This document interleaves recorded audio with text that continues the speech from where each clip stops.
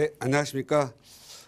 지난 3, 4년, 2년 정도 시베리아의 어떤 그 굉장히 차가운 냉기 그 정도가 부동산 규제로 있었습니다. 그런데 이제는 윤석열 정부 들어와서 이제 규제가 많이 풀렸습니다. 그리고 많이 또 더 풀릴 걸로 보여집니다. 그래서 부동산 시장에 거래를 할 수 있는 봄바람이 조금씩 불어오는 것 같습니다. 그래서 이제는 뭔가 기다렸던 분들이 기지개를 펴는 시기가 아닌가 싶습니다. 그래서 저희 이제 부동산 경기도 살아나면서 저기 우크라이나 전쟁까지 끝나준다면 정말 우리 전 세계인들이 가졌던 근심마저 사라지는 단계가 되지 않을까 싶습니다. 자, 오늘 또 여러분의 부동산 고민 그리고 세계적인 근심 많을 텐데요. 여러분의 고민 듣고 상담해 주시면서 좀 더 밝고 즐거운 그런 상담해 드리도록 하겠습니다.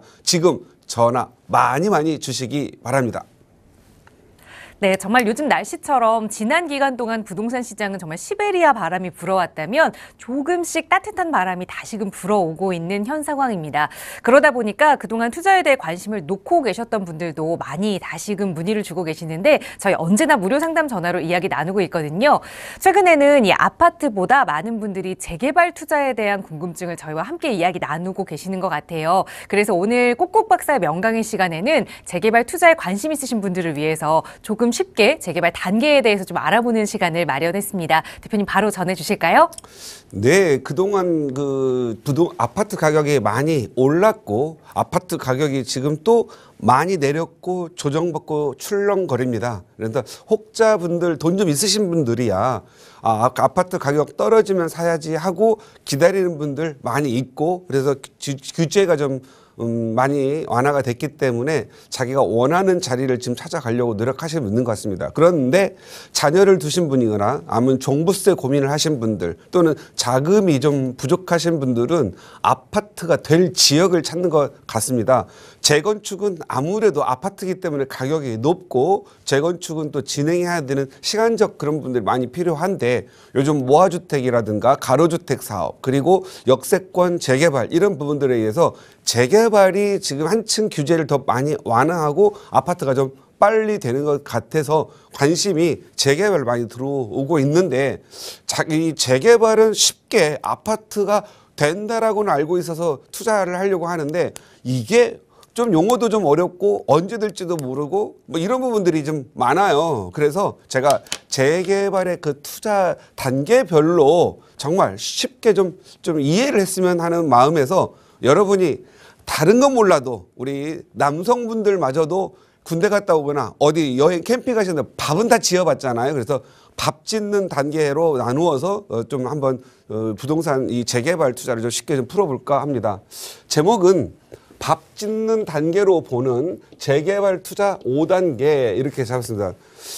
재개발 투자는 사실은 단계는 더 좀 많습니다. 근데 이 가격이 오르는 단계, 가격 상승 단계로 좀 나눠봤습니다. 그래서 이 재개발 투자는 아무래도 주민들의 동의와 화합에 의해서 가는 거다 보니까 이 물리적으로 가는 단계들은 어려움에 빠질 수 있습니다. 그리고 각각 또 집행부와 또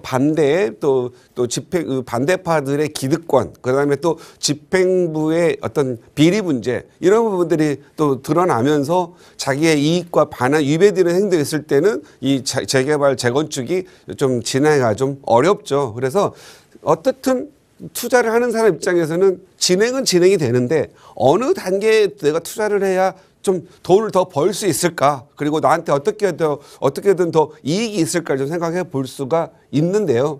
우리가 보통 밥을 지을 때 보면은 이제 쌀과 밥을 준비를 합니다. 쌀과 물을 준비를 하죠. 그리고 일단 쌀을 솥에다가 냄비에다가 안치는 단계가 있습니다. 그 다음에 이제 물이 서서히 데워지는 단계가 있겠고 그리고 상승기에 들어갔을 때 물이 팔팔 끄는 단계가 옵니다. 그리고 어느 정도 불을 좀 줄여가지고 뜸을 들여서 밥이 다 되는 밥뜸 들이는 단계가 오겠죠. 그 다음에 문제죠.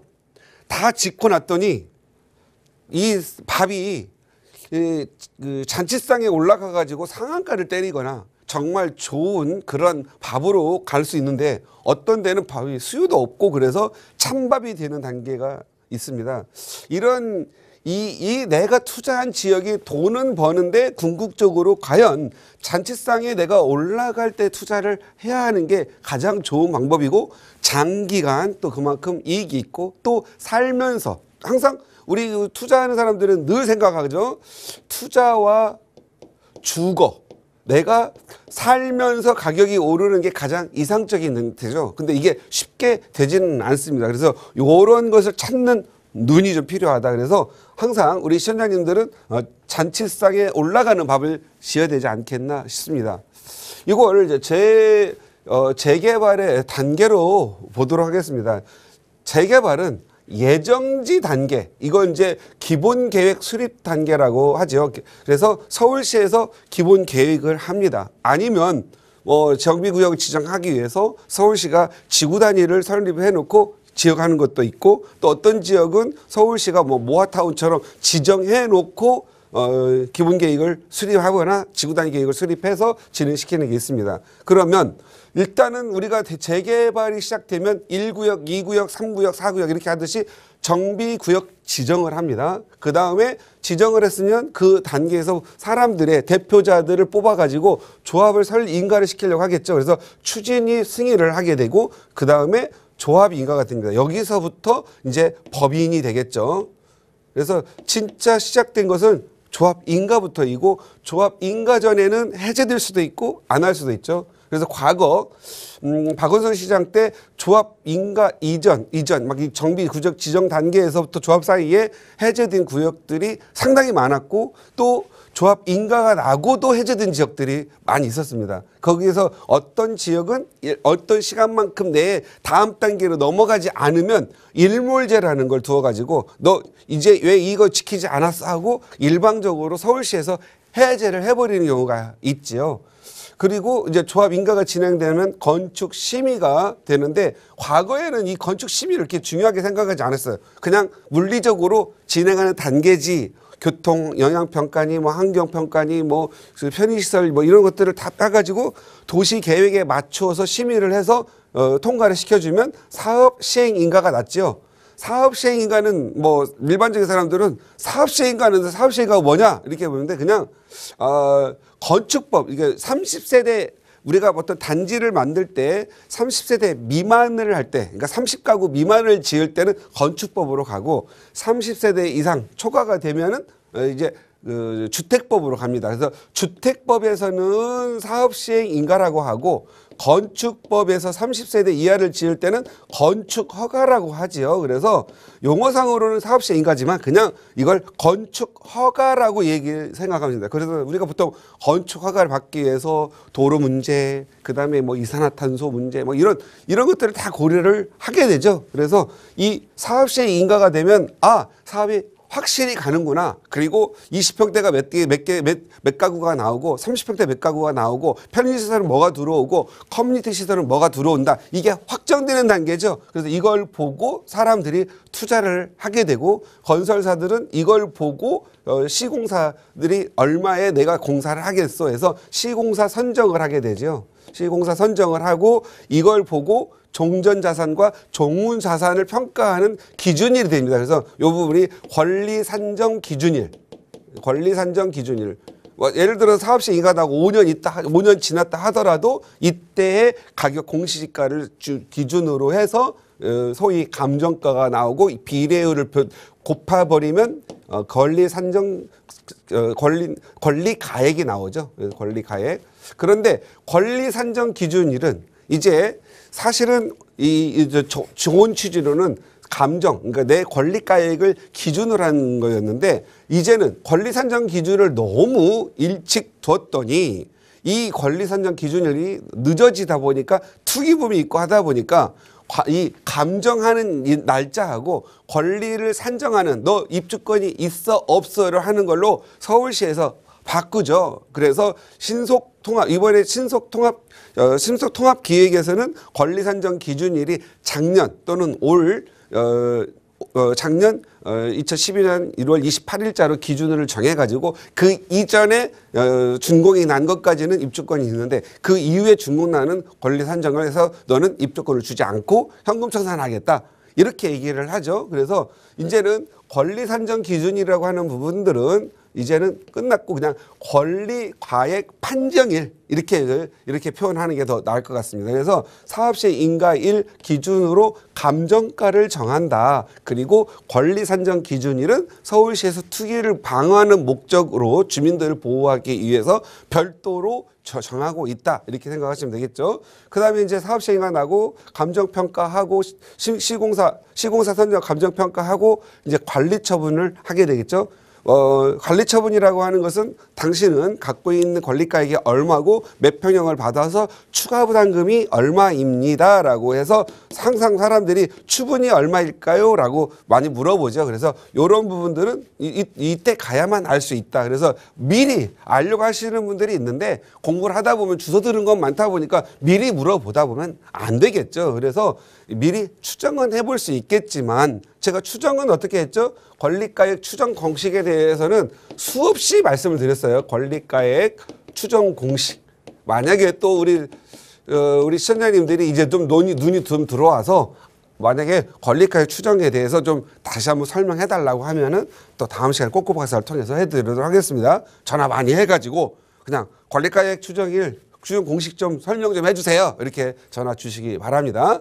그러면 관리 처분이 끝나고 나면은 이제 2주 기간을 주겠죠. 2주 개시가 나오죠. 2주 개시가 되고 나면 보통 9개월 정도 2주를 하는데 또 세입자 문제라든가 이런 문제들 때문에 5, 6개월이 늦어지는 경우도 많이 있습니다. 그리고 2주 하고 나면 철거가 들어가겠죠. 철거 다 끝나고 나면 이제 착공이 들어갑니다. 착공 들어가고 나서 일단 한 5, 6개월 정도 지나면은 조합원들 동호수 추첨을 하겠죠. 조합원 동호수 추첨. 그래서 조합원 분양 계약하고 조합원들이 먼저 좋은 동호수 저만큼 좋은 거 다 가져가고 나면 나머지는 이제 일반 분양 이제 청약 통장으로 오는 분들은 이때 들어오겠죠. 그리고 한 2년 정도 24개월 정도 있다가 준공 후 입주 이렇게 돼 있는데 우리가 보통 이게 쌀을 안 치는 단계가 정비구역 직전까지의 단계라고 보시면 돼요. 그래서 쌀이 안 쳐졌다라는 거 하게 된다면 밥이 되는 걸 확실히 알기 때문에 이때 가격이 많이 오르죠. 그래서 보통 용산이나 마포, 성동구, 서울 전역에 보면 정비구역이 지정되면은 가격이 많이 오릅니다.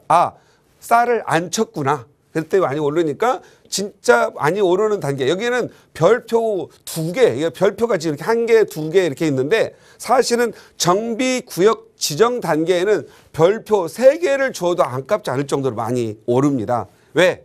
확실히 쌀이 얹혀지는 걸 알고 있기 때문에 그리고 서울 같은 경우에는 정비구역 지정이 되면은 이제는 서울에 공급량이 없기 때문에 쌀밥이 공급이 되는구나 라는 그런 부분들이 확정되기 때문에 사람들이 많이 투자자들이 모이고 또는 나도 한 5, 6년, 9년 후에 집이 지어지면 내 자녀가 지금 35세인데 44세 정도 가면 적은 소액 투자해놨다가 아파트 하나 가는 걸 봐야지 이렇게 생각하기 때문에 이때 가격이 많이 오릅니다. 그래서 가격이 안 오르다가 어느 정도 노후도가 50에서 60% 정도 되면 이게 조금씩 오르다가 노후도가 67%가 딱 넘어가잖아요. 그러면 그때부터 사람들이 모여서 정비구역 지정하자고 하죠. 그래서 주민 제한으로 하거나 노후도가 많이 진행되면 모아타운처럼 지자체에서 개발을 하자고 올리면 점수가 맞고 순위에 있으면 지정하게 되죠. 그래서 이때 가격이 많이 오릅니다. 한번 일단 오르고 나면 서서히 이제 밥을 짓는 단계로 가기 때문에 이제 물이 데워지는 단계가 되겠죠. 이때 데워지는 단계를 보면은 추진위가 승인이 되고 조합 인가가 나면 이 추진위에서 조합 인가까지 보통 2, 3년 걸리죠. 그래서 이 2, 3년 동안에 대충 많은 이제 시공사라든가 정비업체들이 들어와서 아마 이 아파트는 이런 정도의 아파트들이 나올 거고 세대 수는 이렇게 예측이 됩니다. 그리고 또 일반 분양은 어느 정도 될 겁니다. 그래서 사업성을 서서히 예측하는 단계가 되겠죠. 그래서 물이 데워지는 단계에서는 가격이 많이 오르지는 않습니다. 다만 지역이 좋고 이 동네에 주민들이 단합하고 그리고 이 조합 인가를 할 때 추진이 이 조합 인가에서 동의서가 얼마나 빠르게 많이 나오는가를 보고 이 지역은 삽이 빨리 갈 것 같다 안 갈 것 같다 결정이 되면서 가격의 상승폭이 조금씩 달라지겠죠. 그렇지만 물이 이렇게 끓는 단계가 되려면 조합 인가가 나야 됩니다. 그래서 물이 정비구역 지정에서 조합 인가 단계는 2번 물이 데워지는 단계고 조합 인가가 딱 되면은 이때부터는 사람들이 들끓기 시작해요. 이제 사업이 정말 가는구나 라고 생각하면서 물이 끓는 단계가 되기 때문에 역시 조합 단계에서도 많이 오르게 됩니다. 별표 한 2개 정도 오른다고 보시면 되겠죠. 그리고 조합 인가 단 이후에도 구역 지정이 해제될 수는 있겠지만 극히 드물고 대부분은 반드시 아파트까지 밥이 다 된다 이렇게 보시면 될 것 같습니다. 그 다음에는 이제 건축 심의라는 부분은 원래 단계가 이게 거의 물이 끓는 단계 정도로 봐야 되죠. 물리적으로 심의하는 거죠. 이 심의라고 하는 것은 누가 해요? 전문가 조직, 기술사님들이나 아니면 대학 교수님들, 관련 유관 부서에서 일하시는 분들을 모아가지고 이 지역의 교통 관련 좀 평가를 해서 심의를 해다오. 여기 이 지역에 이렇게 아파트가 들어간다면 교통에 영향 미치는 영향 그리고 또 전체적으로 흐름에 대한 무장 이런 부분들을 넣었을 거 아니에요. 근데 심의 하나 끝나고는 다시 또 이산화탄소, 환경 영향 평가도 가야 되고 또 도시의 구성상 도시 계획, 또 미관에 대한 심의 이런 것들 하다 보면 심의가 거치는 데만 2, 3년 걸리는 거예요. 그래서 오세훈 시장이 건축 심의의 이 물리적인 단계를 우리 서울시가 좀 도와주면 사업이 좀 빨리 돼서 공급이 빨리 되겠구나. 그래서 이걸 신속하게 할 수 있도록 신속통합하자. 그래서 신속통합 기획이 되는 거죠. 그래서 요 부분 사람들은 무슨 신속통합 기획 때문에 5, 6년 만에 입주하는 줄 아는데 그건 아니고 모든 절차는 같은데 건축 심의를 빨리 해서 2, 3년 정도 단축할 수 있다. 그래서 교수님들과 건축사님들을 심의할 사람들 모아가지고 통합을 해서 신속하게 심의할 수 있게 해라. 이 심의를 하는 이 물리적인 부분들을 이렇게 종렬로 세우다 보니 너무 시간이 많이 걸린다. 그러면 서울시는 지금 현재 공급이 부족한 부분이어서 지금은 규제로만 잡고 있다 보니 부동산 가격은 떨어진다고 말은 하지만 거래량이 없는 가격 떨어지는 시세라고 볼 수도 없지 않겠느냐. 빨리 요 신속통합기에서 공급을 보내놓고 수요를 좀 어느 정도 수요에 대해 갈증이 나는 만큼 밥을 좀 먹여가지고 배불리 좀 해놔야 되는데 배는 골고 있는데 너 밥 먹지 마라고 하니 경제가 안 돌아가지 않느냐. 그래서 이 공급량을 좀 빠른 시간에 적기에 넣기 위해서 하자. 그래서 신속통합기획은 민간 재개발이고요. 다만 서울시가 심의를 빨리 도와줘서 빨리 공급하려고 하는 부분이다. 그래서 서울시가 많이 서울시가 관여할수록 약간 좀 어떻게 보면